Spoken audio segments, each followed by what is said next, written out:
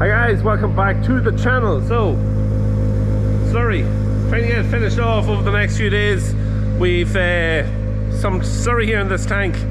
We've a bit of slurry in another tank, and we want to get it all emptied out if we can now in the coming week before the ploughing and sowing and all that starts. So yeah, try and get that done and dusted, because our slurry ban comes in here from the 15th of October. So we want to just get everything sorted, done and dusted before that. So pressure's on to get the slurry out, along with other jobs going on the farm as well, which we'll talk about them now in a second. No videos over the last couple of weeks because I was in Italy for, well, about 5 days, or just over almost 6 days, 5 days we'll say. I was over at the Italian Grand Prix, and yeah, a few other things going on. Hadn't time to take any footage or make any videos, so hence why there was no footage. But over the last few weeks, my cousin Peter has been up, and he's been doing some washing here in the sheds. The shed here is fully completed, and yeah, it needs to be all done and dusted, because you're not going to find that we have cattle in. We're going to maybe even have cattle in this shed tomorrow. Some bulls we're going to take in, because just that time of the year that you want to get them in. If the weather turns, they can become unsettled fairly quickly, and yeah, it's just that time of the year. We've been out, we've done well with them. Other years we've had to take them in August with weather and different things, so we've done well to have them out as long as we have. So yeah, hopefully have some of them in tomorrow, and the whole circle and circus will start again of feeding cattle and all that kind of good stuff that goes along with it. Another cattle shed here straight through. It's halfway washed, just one side now, or it has to be finished off, so going well with it. And we'll shed up the top with the wash as well. Tanker's full. Let's get her closed off, and we'll go spread a load. So we're just down in the field after doing that load. We've got 3 loads now. That's the third load we've put out here. There's about 4.5 acres in total in this plot of land. There's just over 9 acres in it in total, and we spread it into a couple of years ago, a few years back, just to give a wee bit more control on the grazing of it, and it's working well. So yeah, we've split it into 2 4.5 acre plots, and yeah, it is working well. We cattle in it now up until about a week ago. They were moved on out of it, and yeah, we're just getting it slurried now. So yeah, we're hoping to get another graze out of this a little bit later on with either some of the cows or maybe some heifers or something like that, but we'll see later on. Yeah, tractor going well, happy with it so far, so good. Haven't used it that much in the last week or two. Like, it kind of come at the end of all the work. Basically, we were almost finished everything, and the tractor arrived. That's kind of the way it worked out, which is always the way. But yeah, bit of slurry to do in it. It's connected a few loads of spuds, and I've done slurrying with it already, and a bit of baling and stuff like that. So it has got a few runs out, but it is going to get a lot busier. We'll have all the ploughing and sowing to do now, but that won't be until the end of this month or very early next month. So yeah, it is going to get a lot busier for it. But yeah, it's like anything, the more you use it, the more you get used to it, and yeah, so far so good. The other thing I've seen up here, which is going to have to be addressed, a little stream here on the right hand side. It's kind of fenced off just to keep the cattle out of it, but last week we had some windy weather, windy storm-like weather, and I see a tree. It's about, well, it's probably nearly 2 weeks ago, a tree has fell down, and it's not blocking the stream, but it's fell down and fell onto the fence. So we're going to have to address that. I'll get the teleporter and the silage forks and get in there under it and try and lift it out of there. So yeah, and get the wire fixed back up. So that'll have to be done before any cattle come back here to graze that. So yeah, that is that. Okay, back to the yard, and we'll look at some of the other things that's going on. Alright, so little voiceover on this part of the video. You can see it's a completely different time of the day. This is not taken on the same day as I am doing the video currently. This was taken a couple of days ago when I was spreading some more slurry, emptying another tank.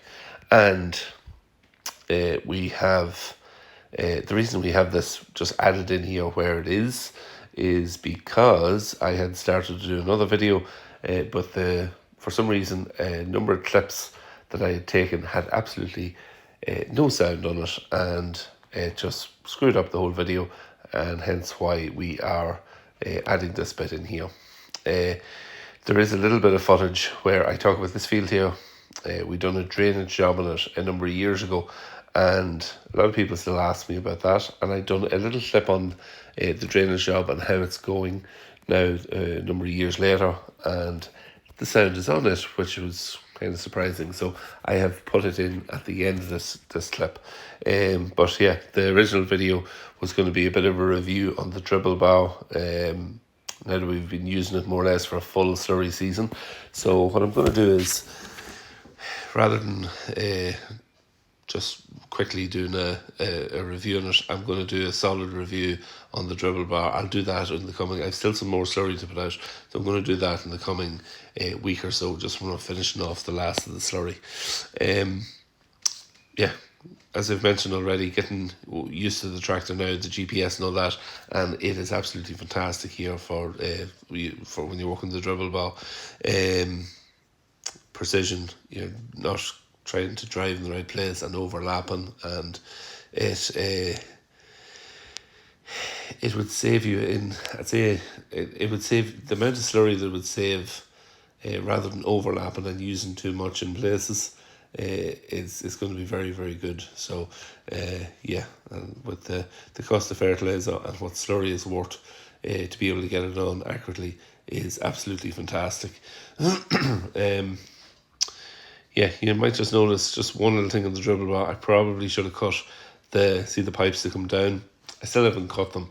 They're just at the length they come at, and I'd say you could probably take 2-3 inches off them at least, because on hilly ground it does kind of sway a little bit and just catch in the grass, and can put the line of slurry a little bit one way or the other. But it's maybe something I'll do over the winter, is to pull maybe 3 inches off them and just rise them up a bit. It's optional, you can do it if you want, but I just haven't yet.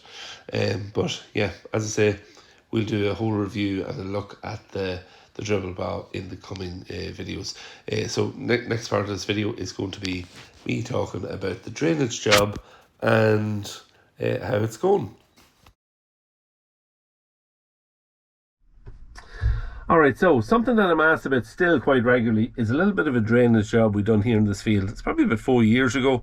I did a few videos on it at the time, so anyone who's a long time viewer of the channel will remember it, or might remember it. Basically, wet area here in the bottom of this field, started over here, come out in a half moon shape, and went back in more or less to roughly where the trees is. They can kind of see them under the mirror. So whole area here that was wet, about 3/4 of an acre under it, was really no good for anything. Couldn't go near it. It actually dipped right down. It was actually, the cattle used to be even fenced out of it, because if your cattle went into it, they could actually get stuck in it. It was kind of that kind of a drain. So what we wanted to do something with it, because it was no good the way it was, and as I say, if animals aren't get into it, it could be quite dangerous. So and it could cause you some issues maybe trying to get them out of it. So what we done was put a track machine into it, pulled all the topsoil off it, heaped it up. Topsoil was quite wet, any topsoil that we found, so that was left there and left to dry. In the meantime, what we found was, when we did start taking the topsoil off it, we found a couple of drains that was blocked on it. The roll man-made drains, just over time they'd all blocked up. So we had to take a couple of tracks over down the bottom. There is a drain in the bottom of it, so we dug out the man-made drains, run a track down to the main drain at the bottom of the field, bit of pipe into it, so stoned it and covered it back over, and it allowed it then that any of the water that was coming there from those springs or drains or whatever it was that those drains were put in for, it was now flowing away and getting away as it should, and hadn't been for maybe 30 or 40 or 50 years.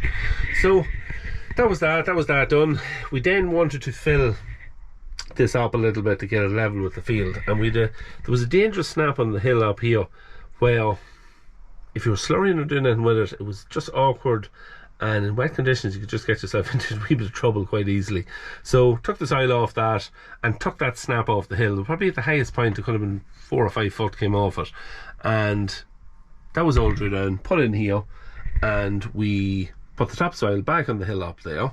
You really can't even see what we done there, but it didn't affect the layout of the land or whatever really that much, so it just left it a bit safer. The till that we took down was all levelled out here. It was then left, we just left it then because the topsoil hadn't dried enough, so it was left for a few months over the summer to let everything dry out, and then eventually towards the end of the summer into the early autumn, probably around August time of the year, we then levelled out all the topsoil on it and ploughed the rest of the field here on this side, power harrowed it, sowed grass seed in it. It was even dry enough we got it rolled, and that was it. We left it then till the following year. Following year, it was grazed a couple of times, grazed a few times, and it was a really dry summer, so it got a really good start and a chance to get dried out, and it has basically stayed like that ever since. Now in the winter time you do have to watch it.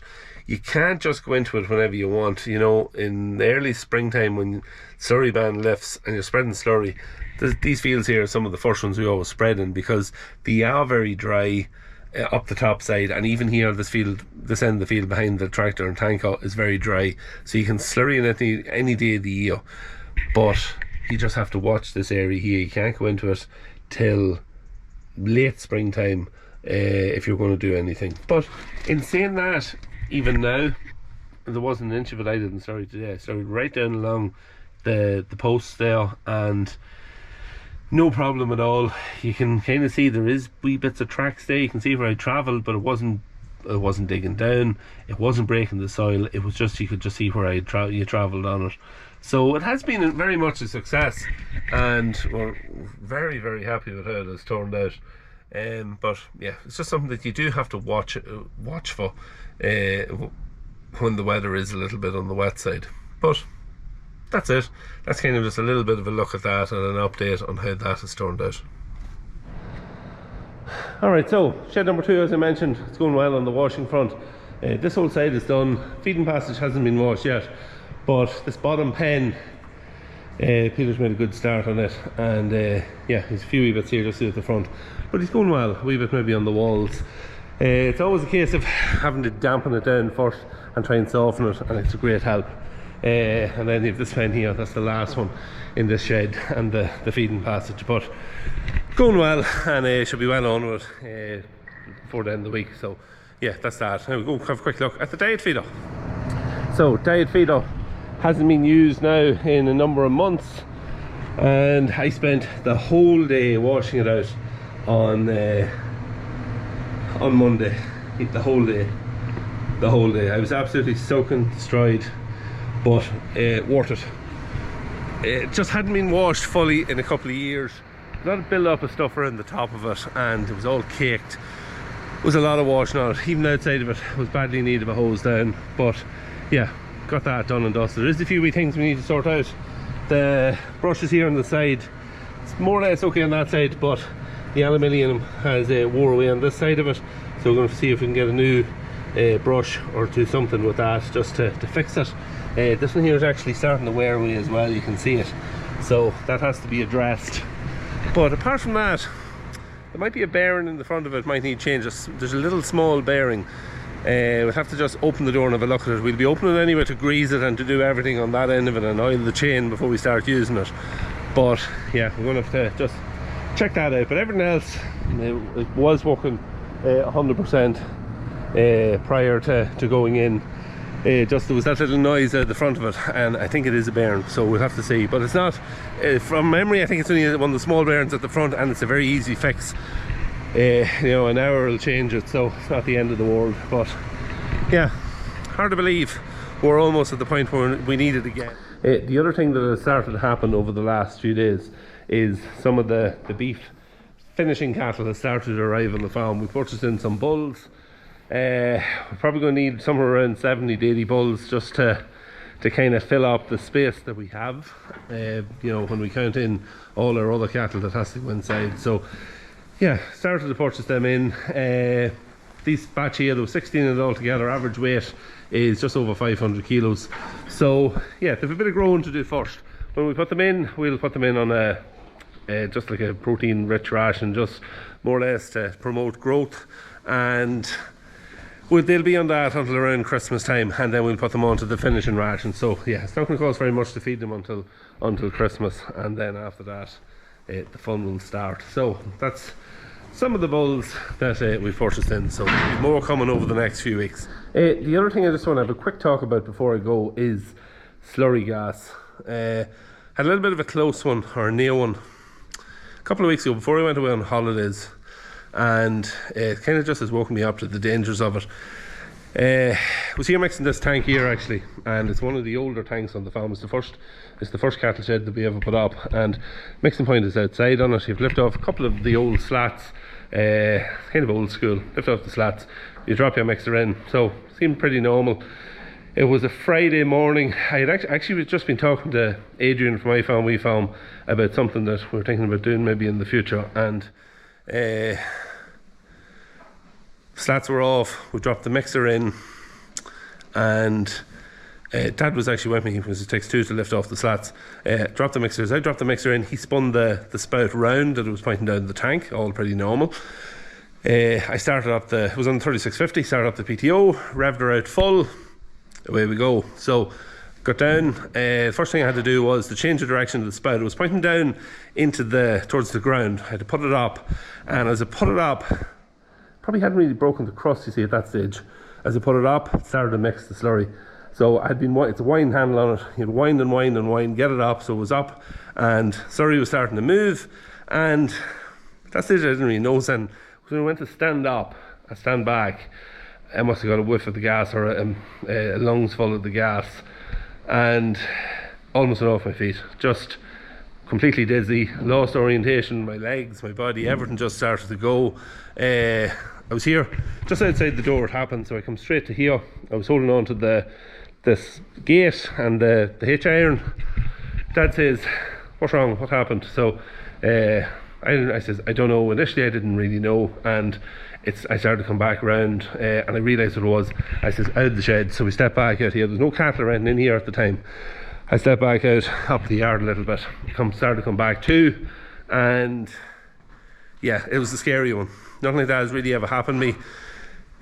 No real issues with gas in the past where it has left me dizzy or doing anything like that, so it has really woken me up to the dangers of it. So in the coming weeks, a lot of people will be pushing hard trying to get slurry out.